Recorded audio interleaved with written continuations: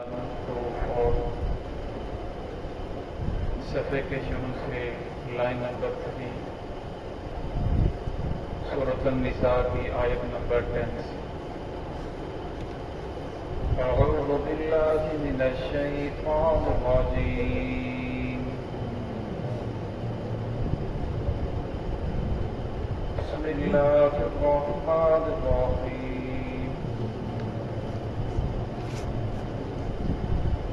یوصیکم اللہ فی اولادکم للذکر مثل حظ الأنثيين فإن كن نساء فوق اثنتين فلهن ثلثا ما ترك وإن كانت واحدة فلها النصف ولأبويه لكل واحد منهما السدس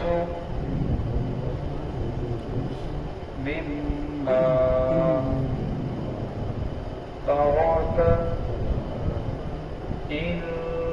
كان له ولد فإن لم يكن له ولد وورثه أبواه فلأمه الثلث فإن كان له إخوة فلأمه السدس من بعد وصية يوصي بها أو دين آباؤكم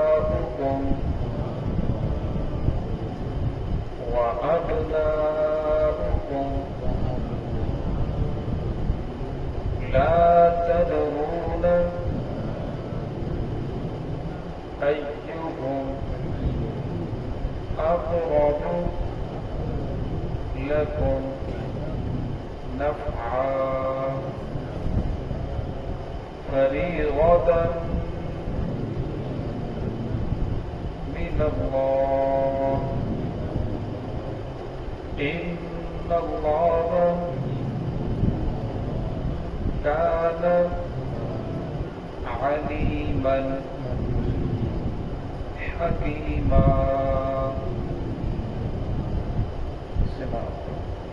بسم الله الرحمن الرحيم يوصيكم الله في أولادكم للذكر مثل حظ الأنثيين فإن كن نساء فوق اثنتين فلهن ثلثا ما ترك وإن كانت واحدة فلها النصف ولأبويه لكل واحد منهما السدس مما مما ترك إن كان له ولد فإن لم يكن له ولد وورثه أبواه فلأمه الثلث فإن كان له إخوة فلأمه السدس من بعد وصية يوصي بها أو دين آباؤكم وأبناؤكم لا تدرون أيهم أقرب لكم نفعا فريضة من الله إن الله كان عليما حكيما یوصیکم اللہ فی اولادکم اللہ رب العزت تمہیں وصیت کرتے ہیں، تمہیں حکم دیتے ہیں فی اولادکم تمہاری اولاد کے بارے میں للذکر مرد کے لیے مثل حظ الانثیین دو عورتوں کے برابر ہے فإن کن نساء فوق اثنتین بس اگر وہ عورتیں دو سے زیادہ فلہن ثلث ما ترک تو ان کے لیے ثلث ہوگا یعنی 2/3 ہوگا ما ترک جو اس نے ترکہ چھوڑا ہے مرنے والے نے وَإِنْ كَانَتْ وَاحِدَةً پس اگر ایک ہی لڑکی ہو فَلَهَا النِّصْفُ تو اسے نصف یعنی آدھا مال ملے گا وَلِأَبَوَيْهِ لِكُلِّ وَاحِدٍ مِّنْهُمَا السُّدُسُ اور والدین کے لیے لِكُلِّ وَاحِدٍ مِّنْهُمَا ان میں سے ہر ایک کے لیے سدس یعنی چھٹا حصہ ہوگا مما ترک جو اس نے ترکہ چھوڑا ہے ان کان لہو ولد اگر مرنے والے کی اولاد باقی ہو فإن لم يكن له ولد بس اگر مرنے والے کی اولاد باقی نہ ہو وورثه أبواه تو پھر ساری اس کے والدین ہو فلأمه الثلث تو پھر ماں کو تیسرا حصہ ملے گا فإن كان له إخوة بس اگر وہ اس کے لیے بہن بھائی فلأمه السدس تو پھر اس کے والدہ کو چھٹا حصہ ملے گا من بعد وصیت یوصی بها أو دین وصیت کو اور دین کو پورا کرنے کے بعد آباؤکم و ابناؤکم تمہارے باپ تمہارے بیٹے لا تدرون تم نہیں جانتے ان کے بارے میں ایہم اقرب لکم نفعا کہ کون تمہیں زیادہ نفع پہنچائے گا فریضۃ من اللہ یہ اللہ رب العزت کے مقرر کیے ہوئے حصے ہیں فریضہ ہے ان اللہ کان علیما حکیما بے شک اللہ رب العزت جاننے والے حکمت والے ہیں اس رکوع کے اندر اللہ رب العزت نے 3 آیات کے اندر میراث کے احکامات کو بیان فرمایا آج ہم نے ایک آیت پڑھی ہے اس آیت کے اندر اللہ رب العزت نے جو پیچھے ورثہ چھوڑا ہے اولاد چھوڑی ہے تو ان کو کیا کیا حصے آئیں گے تو ان میں سے آج کچھ کا ذکر ہوگا فرمایا انسان جب دنیا سے رخصت ہوتا ہے تو رخصت ہونے کے بعد اس کا جو مال بچتا ہے تو سب سے پہلے اس کے کفن دفن کا انتظام کیا جائے گا کفن کے اوپر جو خرچ آئے اور اسی طرح قبر کھودنے کے اوپر حدیث پاک میں آتا ہے کہ قبر جو آدمی کسی کی قبر کھودتا ہے اس سے اللہ رب العزت 40 بڑے بڑے گناہ معاف کر دیتے ہیں اور پھر فرمایا کہ جو آدمی قبر کھودتا ہے تو قبر کھودنے والا ایسے ہی ہے جیسے اس نے دوسرے کو جو مرنے والے کو ساری زندگی کے لیے مکان بنا کے دے دیا لیکن یہ ہے کہ اگر کوئی آدمی ہوتا ہے اگر کوئی پیسے لیتا ہے تو پیسے دینا بھی جائز ہے اسی طرح غسل کے اوپر اگر کوئی اجرت لیتا ہے ویسے مفت کے اوپر غسل دینے کا بہت بڑا اجر ہے لیکن اگر کوئی پیسے لے تو پیسے دینا بھی جائز ہے جس طرح آج کل ایمبولینس کا کرتا ہے تو جن مرنے والے کا جتنا بھی کفن دفن کے اوپر خرچ ہو وہ سارا کا سارا اس کے مال سے پہلے نکالا جائے گا پھر اس کے بعد اس نے جو وصیت کی ہے تو اس کی وصیت کو اس کے تیسرے حصے سے پورا کیا جائے گا پھر دیکھا جائے گا کہ اس کے اوپر کوئی قرض تو نہیں ہے اس کے قرض کو ادا کیا جائے گا ان 3 چیزوں کو ادا کرنے کے بعد پھر چوتھے نمبر پر اس کی وراثت کو تقسیم کیا جائے گا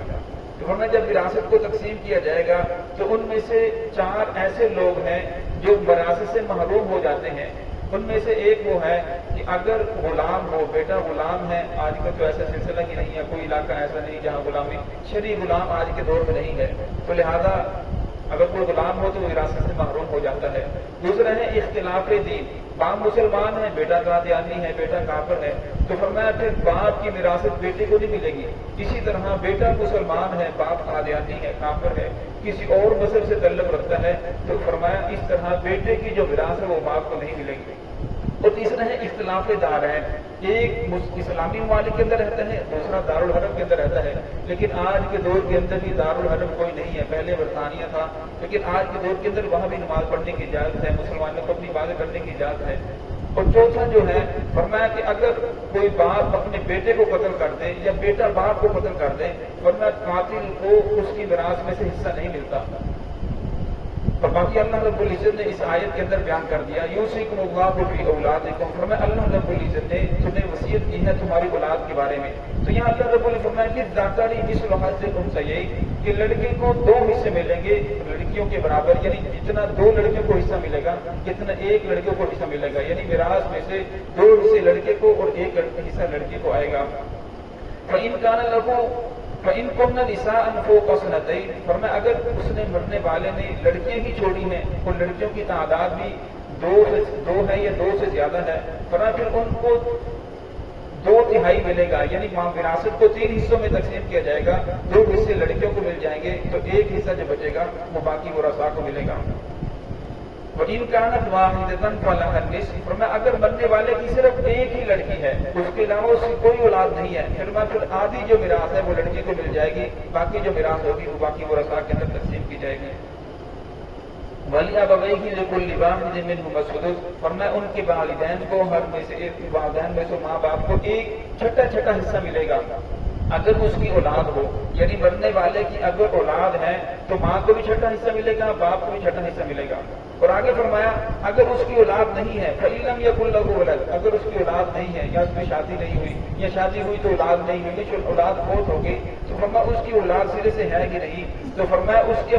کے والدین ہیں، جب والدین کے وجود ہوتے ہوئے بہن بھائی ہوں یا نہ ہو تو بہن بھائیوں کو حصہ نہیں ملتا، فرمایا اس وقت والدین کو حصہ ملتا ہے، جس طرح باپ کے ہوتے ہوئے دادا کو حصہ نہیں ملتا، تو اسی طرح جب بہن بھائی بھی ہوں اگر والدین موجود ہیں فرمایا بہن بھائیوں کو حصہ تو نہیں ملے گا، فَلِأُمِّهِ الثُّلُثُ، اور فرمایا ماں کو جو ہے تیسرا حصہ ملے گا۔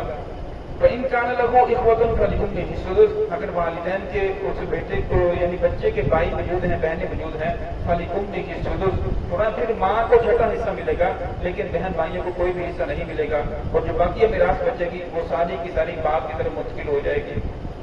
من بعد وصیۃ یوصی بہا او دین، فرمایا اس کی وصیت کو پورا کرنے کے بعد اور اس کے قرض کو اتارنے کے بعد، سب سے پہلے اس کے قرض کو اتارا جائے گا پھر اس کی وصیت کو پورا کیا جائے گا۔ اگر مرنے والا وصیت کرتا ہے اس کے ترکہ کے اندر ہے 75 لاکھ، وہ وصیت کرتا ہے کہ میری میراث میں سے 50 لاکھ مسجد کو دے دیا جائے یا 50 لاکھ مدرسے کو یا کسی غریب کو جس کے بارے میں وصیت کرے، فرمایا اس کی وصیت نہیں مانی جائے گی بلکہ دیکھا جائے گا اس نے ترکہ کتنا چھوڑا ہے، اس میں سے جو تیسرا حصہ ہے اس کی